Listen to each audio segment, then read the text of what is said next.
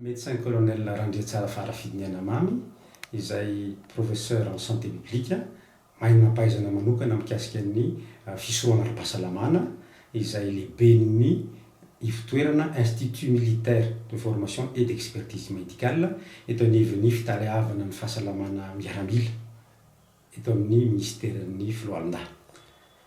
Amin'izao fotoan'izao tokoa dia manana andraikitra eo amin'ny fiarovana ny firenena ny ministeran'ny filoalindahy amin'ny alalan'ny fitaleavana ara-pahasalamana amin'ny fahasalamana miaramila, izay sy ireo hôpitaly miaraka aminy ny Senisoa sy ny hôpitaly any Antsiranana sy eto Antananarivo sy ireo ratsamagaika rehetra ny toby fahasalamana miaramila manerana Madagasikara.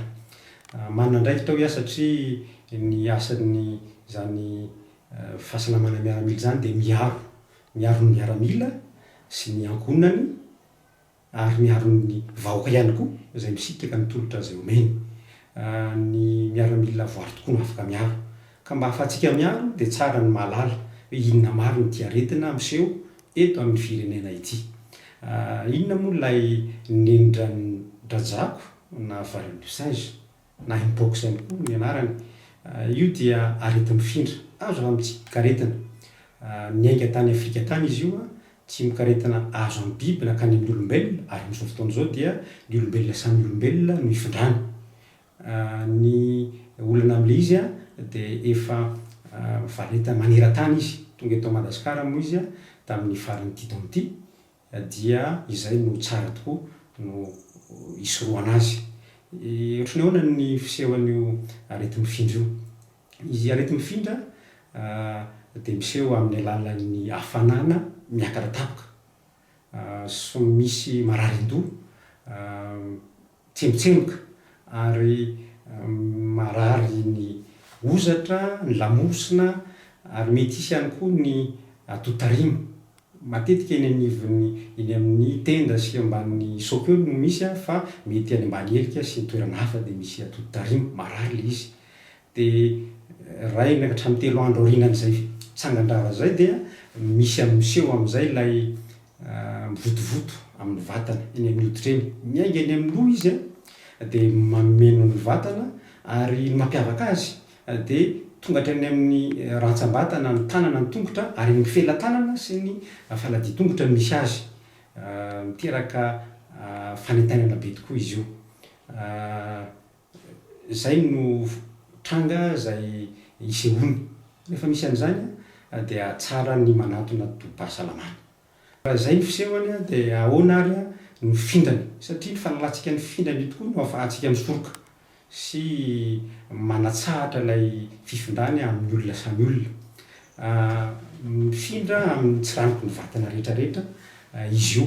Zany hoe raha mievina ianao dia pitidrora iny dia mety mahatonga hifindran'ilay izy amin'ny olona izay manakaiky anao. Satria misy atsembohana dia raha mifanoroka, raha koa mifamihana, mandray tanana dia mifindra ilay izy. Amin'ny teny frantsay hoe contact étroit, zany hoe tena mifanakaiky be mihitsy ny olona anankiroa na olona maromaro. Mety mifindra ihany koa io amin'ny resaka firaisana ara-nofo. Voateny teo hoe izay tsiranoko ny vatana rehetrarehetra dia mety misy azy dia indraindray ilay akanjo sy ny zavatra nikitihan'io mararin'io aretin'io dia mety hitondra fifindrana amin'ny olona izay mikirakira amin'izany. Izay zany ilay fomba fisehoany sy ny fifindrany izay azontsika tokony fantarina, satria fahalalana an'izay no ahafahana misoroka. Raha zay ary ny fifindrany, zay ny fisehoany, inona no tokony ataontsika? Efa voalaza ombeny fa mbola mandahitra ny fipetrasakany.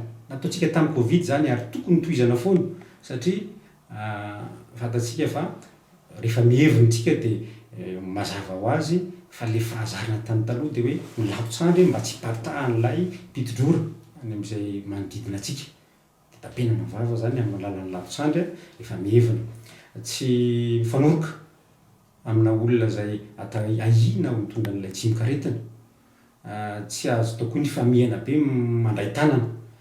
Zany tokony atao fipetrasakana moa le elanelana ray metatra averytsika reny ary fanasana tanana matetika amin'ny savony dia ilaina le izy na gel hydroalcoolique. Zay zany no tokony ataotsika ary manaraka zany koa raha ohatra misy an'le fambarana aretina dia manatona tobim-pahasalamana hatrany. Zay zany tena zava-dehibe ny fanatoana tobim-pahasalamana.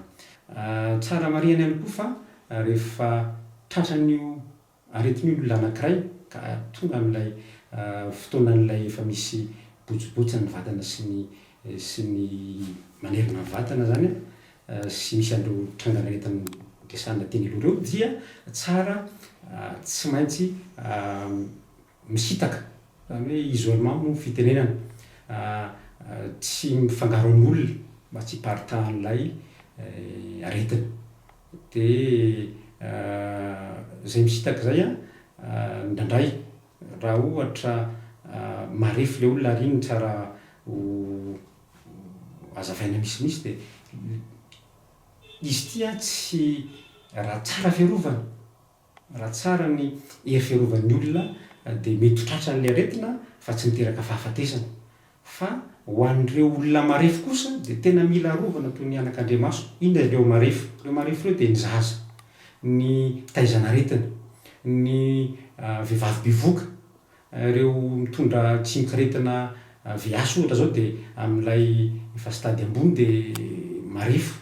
Reo olona tsy ampy sakafo, misy aretina mafy, reny zany no ambony ny taha-pahafatesana.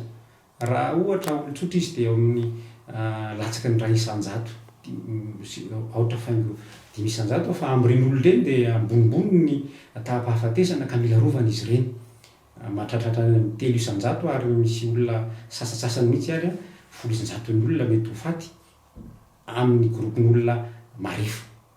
Zay zany no antony hoe alao iarovana izy ireny. Tsika moa zao aminatin'ny fotoanan'ny asaramanitra toy toy izao tsy laozan'izay araba ary manatona an'ireny ray aman-dreny reny de mila arovana izy ireny. Zany hoe tsika moa efa lasa fahazarana tona kely fa tsy zay fotsiny amin'ny fiarabana fa tsy mifanoroka ary raha mihevina raha ohatra tsika misy sosotra aretina de alao tsy manatona an'ireny olona marefo reny. Zay no fanentanana fa ny iankaviana amintsika de manana andraikitra ny tsirairay avy amin'ny fisorohana sy ny fiarovana ny manodidina antsika. Satria rehefa voaritsika de voary ny manodidina antsika de tsy voafehintsika ny fampaharitahan'io aretina io. Voalaza teo fa ny tobim-pahasalamana rehetra, tobim-pahasalamana miaramila io na ny sivily dia mandray tanana ny olona tratran'ireny aretin'ireny. Lizy moa de sotra aretina no jerena. Ny dokotera sy ny mpitsapanampy ihany koa no afaka mahita ny tokony atao. Ndraindray voalaza teo isolement, ndraindray ho an'ireo marefo zay misy tranga mavesatra dia mety tazomina any amin'ny hôpitaly. Ho an'ireo zay olona voalaza teo hoe tsy manana zay faharefony zay de azo atao hanetrano tsara ilay somary fibohana kely zany tsy miaraka amin'ny manodidina mba azo atao tsara zay zavatra zay. Tsara marihana ihany koa am'izao fotoana zao tsy inona de ny olona manao dokotera-tena matetika dia tratran'ilay marary de mampiasa an'ireny ody fanaitainany reny. Hatreto azo atao satria azo tenenina zany de paracetamol ihany no ampiasaina aloha. Tsy mampiasa an'ireny ody fanaitainana hafa ohatran'ny hoe ibuprofène na ny aspirine. Tenenina zany fa ny dokotera ihany no manazava an'izay fa tonga de atsika amintsika aza manao dokotera-tena sy mampiasa an'ireny fanafody hafa ireny fa manatona tobi-pitsaboana ihany ahafahana mandray tanana araka ny tokony izy sy ny manome atsika ny toromarika rehetra azo atao sy tokony atao mba hifehezana n'io fiparitahan'io aretina io.